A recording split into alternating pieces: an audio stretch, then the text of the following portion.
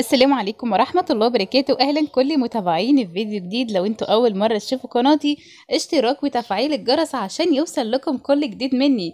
الفنانة سهير صلاح زوجة الفنان حيدر عبد سامر تعلق: لو جالي ولد هسميه علي على اسم إمامي أبو الحسن، وإذا بنية أسميها فاطمة على مولاتي فاطمة الزهراء. ربنا يكمل حملها على خير يا رب العالمين، ويرزق كل مشتاق بالذرية الصالحة. زي ما قلنا، هي زوجة الفنان حيدر عبد سامر، وهي ممثلة عراقية درست في المعهد العالي لفنون المسرح في بغداد خلال عملها في أفلام المعهد على مدى 5 سنوات، إضافة إلى تجاربها في التمثيل في أفلام أخرى مثل فيلم صلعة.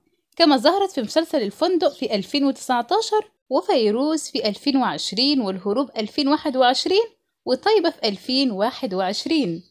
وزوجها الفنان حيدر عبد سامر هو ممثل عراقي تخرج في أكاديمية الفنون الجميلة وتخصص في المسرح، وقدم أعمالا درامية وأخرى مسرحية وأيضا سينمائية، وله تجربة في تقديم البرامج والمشاركة ببعض البرامج منها برنامج أهلنا 3. وطبعا حيدر عبد سامر هو من مواليد 6 فبراير عام 1983، وزي ما قلنا هو ممثل ومقدم برامج عراقي.